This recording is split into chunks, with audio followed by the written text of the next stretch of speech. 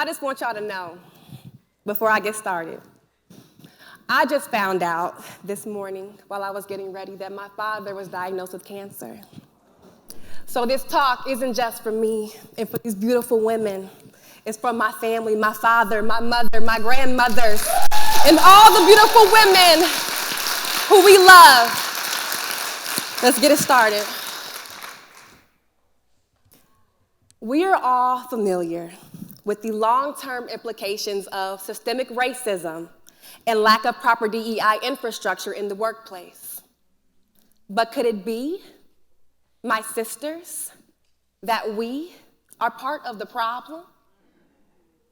This question is for my fellow Black women. Now, while this intimately relates to all people of color in our beautiful community of Boston, I specifically want to address my powerful, beautiful, fierce Black women. Who is your mentor? Is she someone who can rock a wig on Monday, sport locks on Tuesday, and pop into the office with a silk press on Wednesday? You know how we do.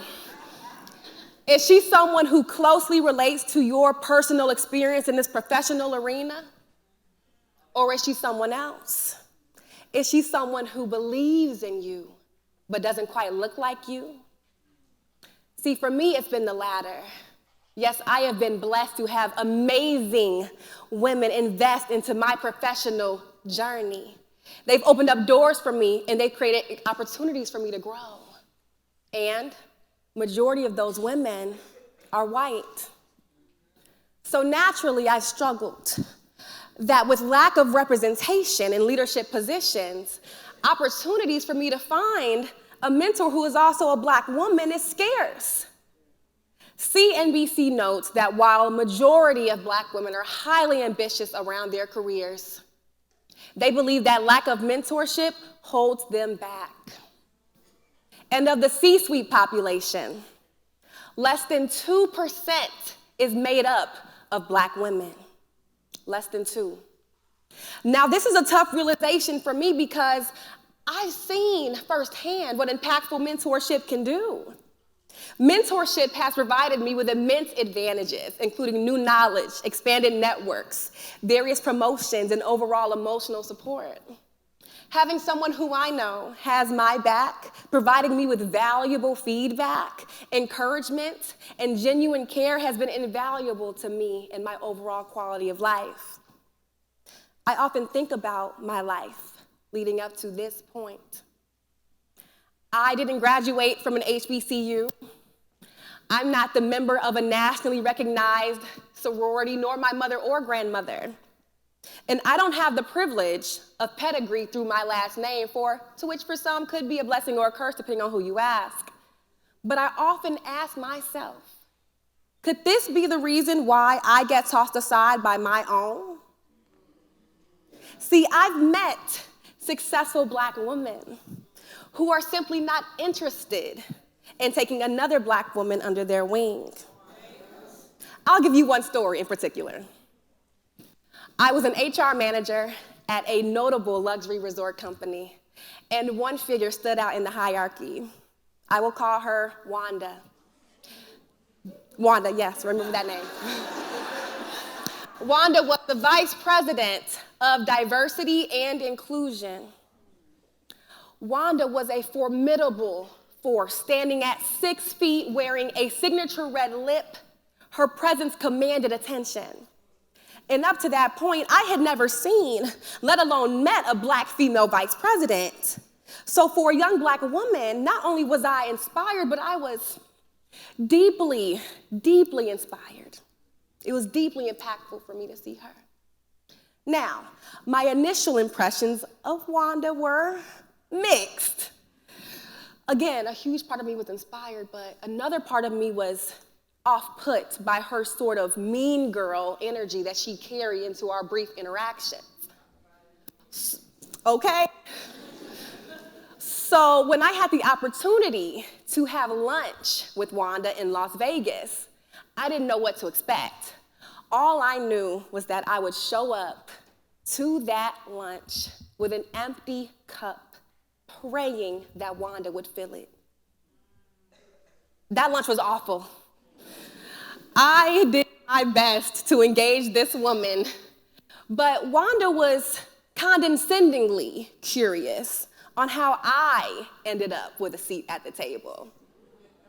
I explained to her my journey from the food and beverage industry and how I finally earned my degree from Purdue after a decade-long gap and 1 year postpartum. Thank you. Thank you. And like you all, thank you. That's really impressive to some, but to Wanda, she just wasn't impressed.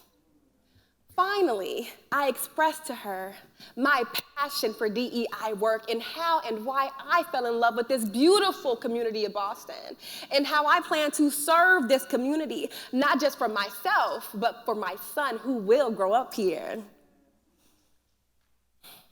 I wish there was a proper way to describe the way Wanda dismissed me.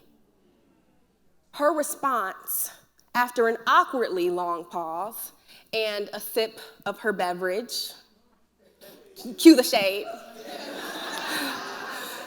was an immediate change of subject, asking me about how I plan to spend my free time in Vegas.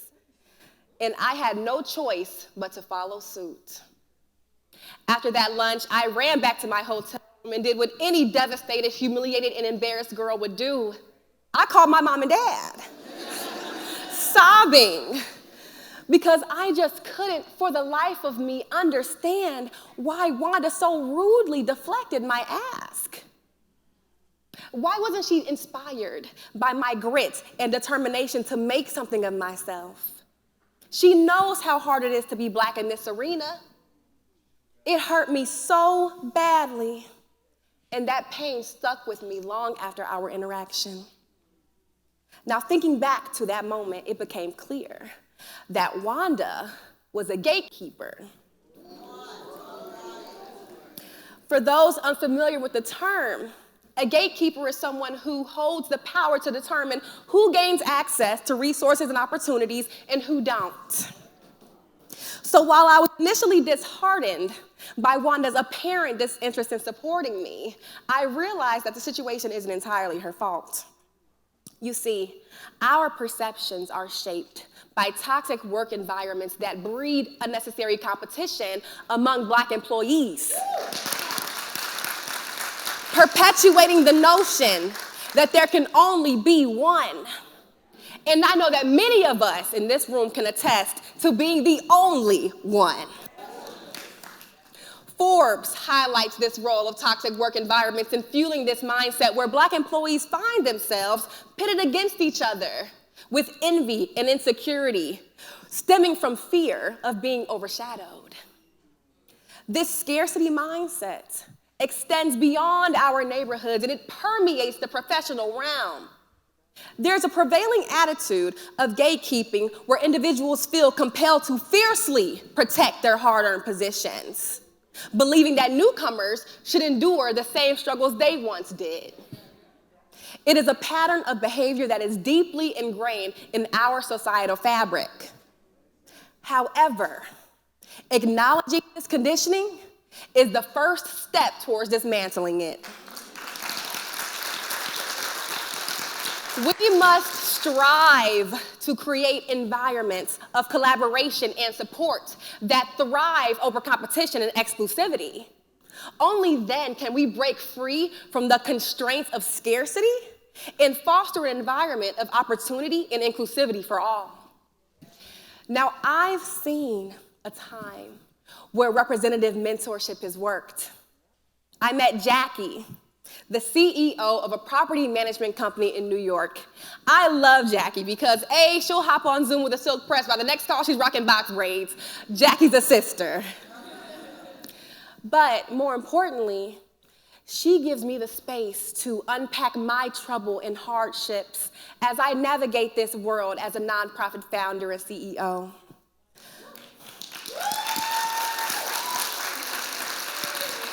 And though our time is limited, she dedicates to bi-monthly check-ins to offer me perspective, guidance, and support. My relationship with Jackie is the evidence on why representative mentorship is invaluable and critical to women like me. Now, I want to challenge you today to think about how you show up as a leader. I must admit, I've shown up as a Wanda. I've been so focused on keeping my seat that I've ignored the new girl trying to find hers. And I've been comfortable being the only. But now that I've realized how critical it is to show up for my sisters, I've dedicated my life to becoming a Jackie. And I've dedicated my life to becoming a Jackie. I've made a commitment to mentor young Black women who are walking the same path I once did. I introduce them to people who can open doors, and I show them that they are valued, not just for what they do, but for who they are. But I can't do it alone. I need you, my sisters, to join me in this mission. Imagine a world where every young Black girl knows that she's not alone, where she sees the reflection of herself in the women who paved the way. Let's make a pact to lift each other up and be each other's mentors, guides, and champions. And to know that our worth is not measured by how alone we stand, but by how many hands we hold along the way.